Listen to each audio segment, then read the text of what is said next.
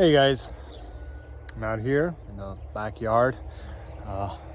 Road's right there, you can probably hear the cars.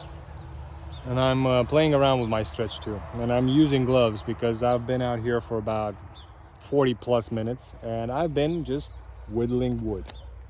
This is not soft wood, by the way. It's probably apple, probably apple.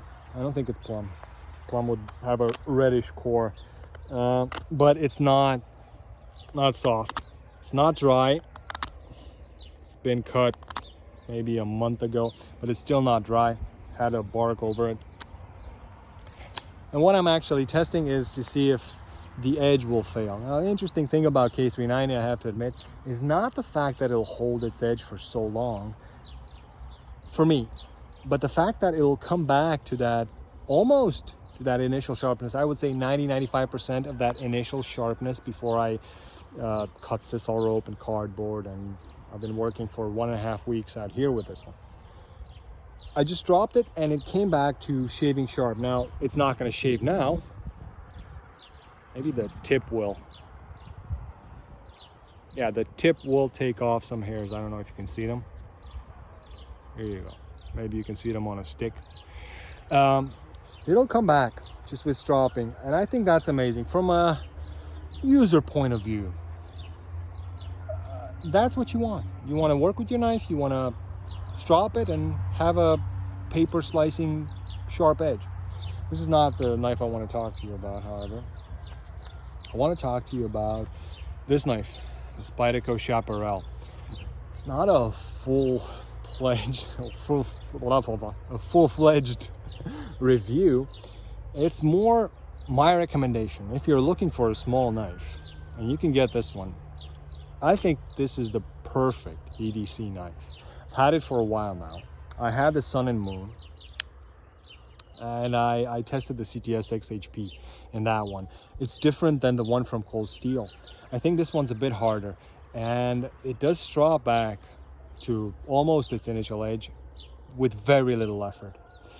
I like CTS XHP, and I like the Chaparral mostly for the thin grind. It's a small knife, it's a thin knife, it has a wire pocket clip, all things that I like. I opted for the FRN handle scales because for me this says more test work knife than the carbon fiber or the Sun and Moon. And I have to say, it's every bit as solid as the Sun and Moon was.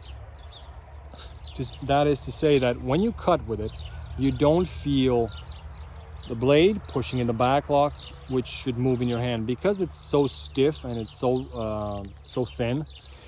Really, it's not an issue. With most back lock knives, you have that, but with this one, I don't feel it. And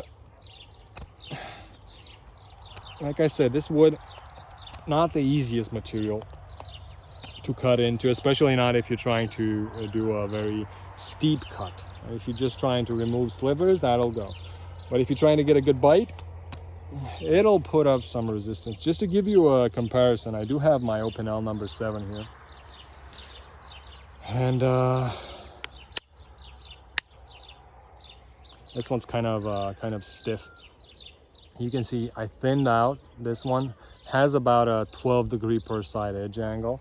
And there you go. This wood, it's not the easiest wood to cut through, even with something as thin as this blade. I wouldn't call this a lightweight task. Let's say for some reason you have to cut, turn this into wood chips with your pocket knife. This is not a lightweight task, and somebody said the Chaparral is perfect for lightweight tasks. I disagree. I think it's just a great knife for everyday tasks, and it's not going to be as comfortable as something bigger, but I do prefer this sort of this texturing on the FRN as opposed to the one that Enduro Stretch Delica have.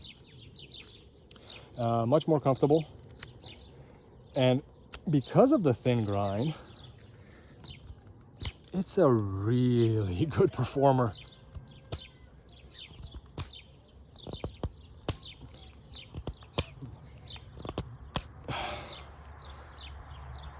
Now, of course, this is going to be my tripod's on a tree. I put my glove on the tree, hence the movement. We're not having an earthquake, not yet. If you're gonna do stuff like this, using gloves might not be a bad choice for such a small knife, but this will cut through cardboard simply because the thinness of the grind. I really like it.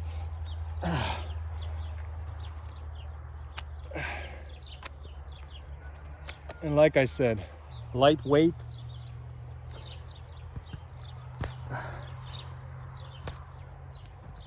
I don't think this is a lightweight task.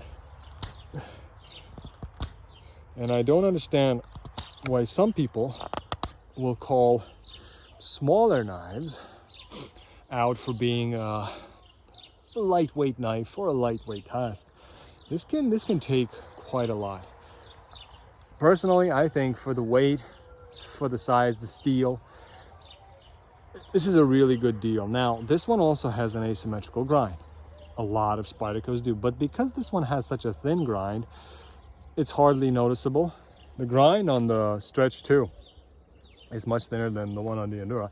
This one's even thinner, but you don't really feel that difference of an asymmetrical grind as much with this one.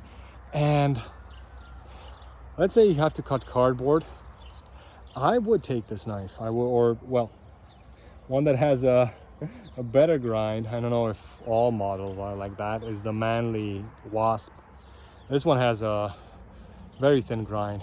This is 0.2 millimeters behind the edge, 14 degrees per side edge angle. This is about 0.3 millimeters behind the edge, 16 degrees per side edge angle. So this one's gonna perform much better. Logic. But if you're looking for a Spyderco, if you're looking for something small, lightweight, the handle is fairly comfortable. I mean, even the chest lever grip, you see me use it, or just like this, choking up on it. With gloves, most handles are going to be comfortable. But even without gloves, this is not bad.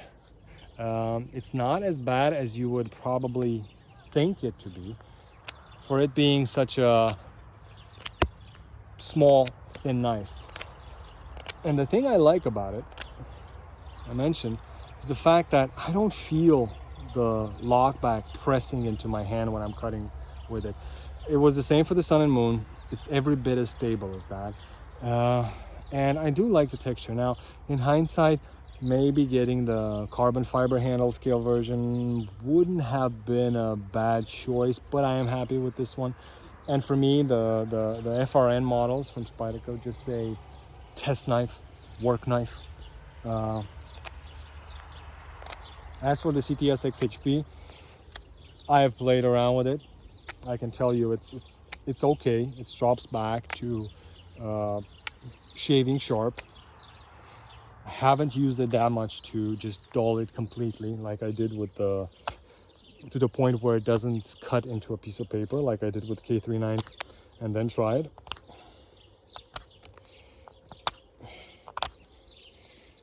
But yeah, I think people very often disregard smaller knives. If they have a thin grind, they're excellent. This one, my opinion, is excellent. Now, it's not really readily available. You're gonna have to look for it. But if you're looking for a small EDC knife, this one really does it. And I have to admit, I've been doing this with the Stretch for the last 1.5 weeks, plus cutting everything I need to cut. But every time I take a break, half an hour, I come back here and I cut some wood. I've been doing this with the Stretch and I kind of got bored of it. And this one's, for me right now, it's kind of fun. I know what kind of person do you have to be to actually enjoy doing this, but it's fun. So yeah, I will probably give this knife a review at some point, but people keep asking me, hey, what's a great EDC knife? if I would just have this as my ADC knife, I wouldn't really feel ill-equipped unless I had to do a really big task where you need a longer blade. But most of us, and for me, that's true, having just this with me, I would be golden in any situation. Cutting cardboard, food, plastic, making feather sticks, or just cutting wood down to size. Something like this, I would prefer it